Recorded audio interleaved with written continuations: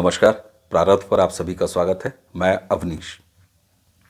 दर्शकों, आज वीडियो में चर्चा करेंगे खालिस्तानी आतंकवादी पतवंत सिंह पन्नू की धमकी के बारे में। पतवंत सिंह पन्नू जो कभी तरह तरह के वीडियोस बना के सोशल मीडिया में डाला करता है, खालिस्तानी मानसिकता का व्यक्ति है। खालिस्तान के लिए लगातार इंटरनेशनल स्तर पर तरह तरह के प्रयास करता है। इस बार उसका वीडियो चिंताजनक है। उसका वीडियो में कहा जा रहा है साफ तौर पर कि 19 नवंबर को सिख समाज के लोग इंटरनेशनल एयर इंडिया की फ्लाइट्स में यात्रा न करें। ऐसा कह के गुरपतवंत सिंह पन्नू याद दिलाता है आज से 30 साल पहले हुई कनिष्क विमान दुर्घटना की। कनिष्क विमान दुर्घटना भी इसी तरह, उसमें बम विस्फोट किया गया था। इन्हीं खालिस्तानी आतंकवादियों ने किया था। और आज जिन सिख समाज के लोगों को ये यात्रा करने से बचने की सलाह दे रहा है, उस समय 30 लोग यानी 30 सिख भी उस कनिष्क विमान दुर्घटना में मारे गए थे, बम विस्फोट में मारे गए थे। आज सोशल मीडिया का दौर है, वीडियोस का दौर है, इसकी धमकी सामने है, हर एक हाथ में है, हर एक मोबाइल तक ये पहुंच चुका है। लेकिन जरा इतिहास में आपको लेके चलूंगा तो 30 साल पहले जब कनिष्का बम विस्फोट हुआ था, तो उस समय बाद में जब जांच एजेंसियों ने जांच शुरू की तो उनको पता चला कि जो सिख डायस्पोरा और सिख के समाज के कुछ खास ग्रुप थे, खासतौर पर गुरुद्वारों तक ये बात पहुंचा दी गई थी। आज की ही तरह इस बार जैसे पन्नू ने वीडियो में धमकी दी है और कहा है कि न जाए, उसी तरह ये बात 30 साल पहले भी कनिष्क बम विस्फोट की घटना से पहले गुरुद्वारों में डायस्पोरास के बीच, सिख समाज के बीच पहुंचा दी गई थी। लेकिन उसके बाद भी 30 निर्दोष सिखों की भी जान गई थी, बाकी 300 से अधिक लोगों के साथ। कनाडा के लोग भी उसमें मरे थे, कनाडा के नागरिक भी उसमें मरे थे। तो आज 30 साल में गंगा में बहुत पानी बह गया है, लेकिन खालिस्तानी मानसिकता आज भी है। जब तब इस तरह के हल्के और सस्ते लोग इस तरह की गंभीर धमकी देके चले जाते हैं। हमें इस धमकी को, और भारत सरकार ने भी इस धमकी को बेहद गंभीरता से लिया है। और गंभीरता से लेने वाली बात इसलिए है कि 30 साल पहले हम और हमारे देश ने ऐसी बीभत्स आतंकवादी घटना देखी है, उसको झेला है, उसके दुख तकलीफ को सहा है। हालांकि 2+2 की मीटिंग अमेरिका के साथ भारत सरकार की नई दिल्ली में हुई है, जिसमें अमेरिका के रक्षा मंत्री, विदेश मंत्री दोनों ने भाग लिया है। और भारत सरकार ने बाकी और मुद्दों के साथ पन्नू के इस वीडियो का भी जिक्र बाकायदे किया है। उसमें कनाडा को भी पार्टी बनाया गया है। और भारत ने ये साफ साफ तौर पर अमेरिका के साथ हुई बातचीत में 2+2 की मीटिंग में ये कहा है कि कनाडा आज की स्थिति में पूरी तरह पाकिस्तान जैसे आतंकवादी देश, जो आतंकवाद खुद पनप पाता है, आतंकवादियों को पालता है, उनको प्रश्रय देता है, उनको ट्रेनिंग देता है, उनको धन मुहैया कराता है, ठीक उसी अंदाज में कनाडा निकल चला है खालिस्तानी आतंकवादियों के मामले में। वो निज्जर जिसको जस्टिन ट्रूडो अपना निर्दोष नागरिक बताते थे, मासूम नागरिक बताते थे, वो यहां का एक अपराधी था, वांटेड अपराधी था। ऐसा क्यों है कि भारत सरकार और भारत में कोई भी वांटेड अपराधी कनाडा का वीजा बड़ी आसानी से पा जाता है, और वीजा तो छोड़िए साहब, वहां के सिटीजनशिप भी पा जाता है। ये भारत के लिए चिंता की बात जरूर है, लेकिन इससे ज्यादा बड़ी चिंता की बात कनाडा के लिए है, जस्टिन ट्रूडो के लिए है, उनकी अपनी राजनीति के लिए है। क्या कनाडा एक दूसरा पाकिस्तान बनना चाहता है? क्या कनाडा आतंकवाद पोषण करने वाला एक राज्य बनना चाहता है, एक देश बनना चाहता है? 2+2 की भारत के साथ अमेरिका की मीटिंग में अमेरिका ने भी आड़े हाथों लिया है कनाडा को। इससे पहले जब निज्जर से शुरू हुआ भारत और कनाडा के बीच में जो एक खटास वाले संबंध आए, और खटास क्या, बिगड़े संबंध आप इसको कहिए, तो भारत सरकार ने बहुत स्ट्रांग स्टैंड लिया और उस स्टैंड को जारी रखा है।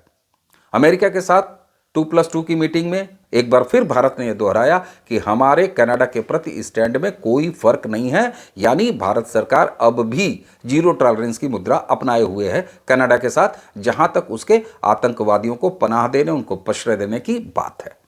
लेकिन आज की स्थितियों में अगर कोई व्यक्ति, कोई आतंकवादी मानसिकता का व्यक्ति पन्नू जैसा खुलेआम वीडियो की सोशल मीडिया के इस जमाने में वीडियो से धमकी देता है, तो इस बात को बेहद गंभीरता से लिया जाना चाहिए।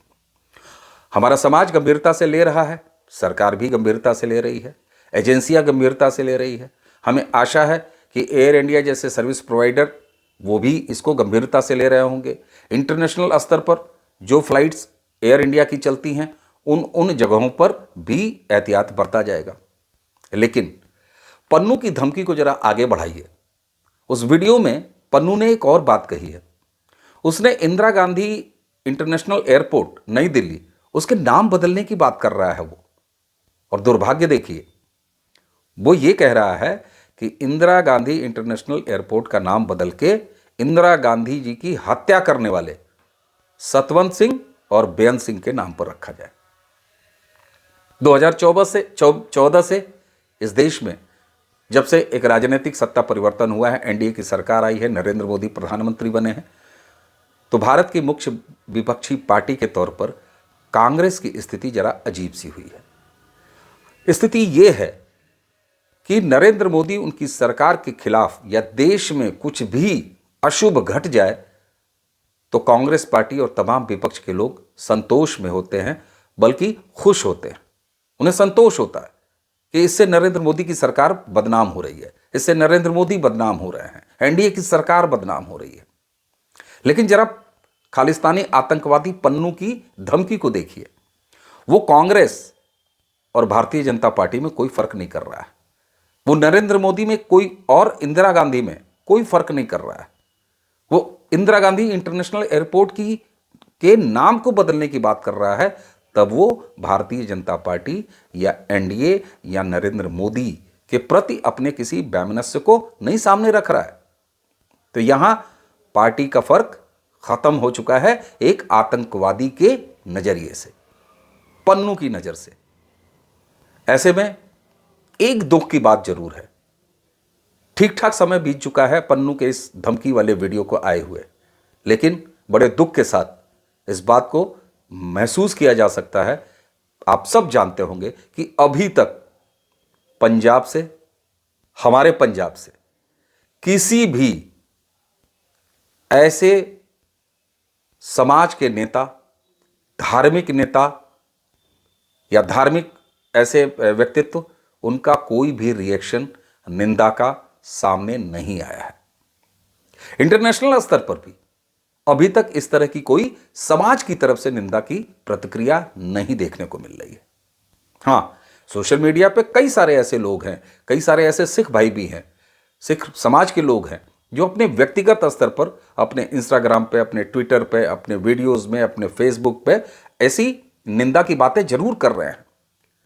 लेकिन गुरुद्वाराओं की तरफ से, सिख संगत की तरफ से, सिख धार्मिक संगठनों की तरफ से, उनके नेताओं की तरफ से ऐसे कोई निंदा के बयान नहीं आए हैं, जो कि बहुत ही दुर्भाग्यपूर्ण स्थिति है। आज 30 साल बाद कनिष्का बम विस्फोट की घटना के समय बहुत बदल चुका है। भारतीय सुरक्षा एजेंसियां अपनी श्रेष्ठता, कार्यकुशलता, इसके नमूने हमेशा देती रही हैं। हमें उम्मीद की जानी चाहिए कि 19 नवंबर को जो धमकी आतंकवादी घटना की पन्नू ने दी है, उसको निष्फल किया जाएगा। और हां, जब 19 नवंबर को भारत में वर्ल्ड कप चल रहा है क्रिकेट का, उसका फाइनल है, लेकिन उसी के साथ साथ 19 नवंबर का दिन श्रीमती इंदिरा गांधी से भी जुड़ा हुआ है। ऐसे में यह साफ देखा जा सकता है कि आतंकवादी पन्नू के लिए क्या कांग्रेस, क्या भारतीय जनता पार्टी, क्या इंदिरा गांधी, क्या मोदी, कोई फर्क नहीं है। यानी ये भारत के दुश्मन हैं, ये राष्ट्र के दुश्मन हैं। दुर्भाग्य ये भी है कि कांग्रेस सहित किसी विपक्षी पार्टी ने अभी तक पन्नू की इस धमकी भरे वीडियो पर कोई रिएक्शन नहीं दिया है। ये पार्टियों के आपस की बातें, ये एक दूसरे से राजनीतिक विरोध, जो कि नरेंद्र मोदी से कम विपक्ष के घृणा के स्तर पर पहुंच चुका है। ये देश के दुश्मनों के साथ उनका हौसला बढ़ा रहा है। इस समय पूरे समाज को, भारत के सिख समाज को, अंतर्राष्ट्रीय स्तर पर रह रहे सिख समाज को कड़ी प्रतिक्रिया देने की आवश्यकता है। भारत की विपक्षी पार्टियों को कड़ी प्रतिक्रिया देने की आवश्यकता है। कांग्रेस को विशेष रूप से सामने आकर कड़ी प्रतिक्रिया देने का समय है।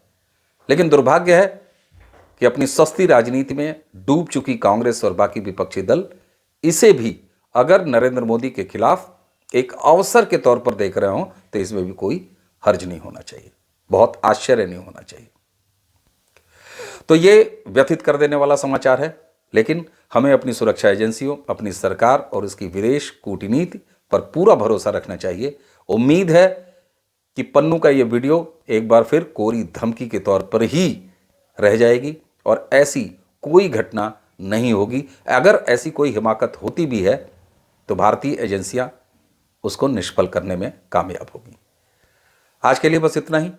इस वीडियो में आज्ञा दीजिए। आपका स्नेह लगातार अपने प्रारब्ध को मिल रहा है, इस स्नेह को ऐसे ही बनाए रखिए। अवनीश का आप सभी को प्रणाम, नमस्कार। और हाँ, चलते चलते आज छोटी दीपावली की आप सभी को शुभकामनाएं। कल हम सब दीपावली मनाएंगे। आप सभी का मंगल हो, देश का मंगल हो, हमारे समाज के एक एक व्यक्ति का मंगल हो। इसी मंगल कामना के साथ आज्ञा दीजिए। नमस्कार।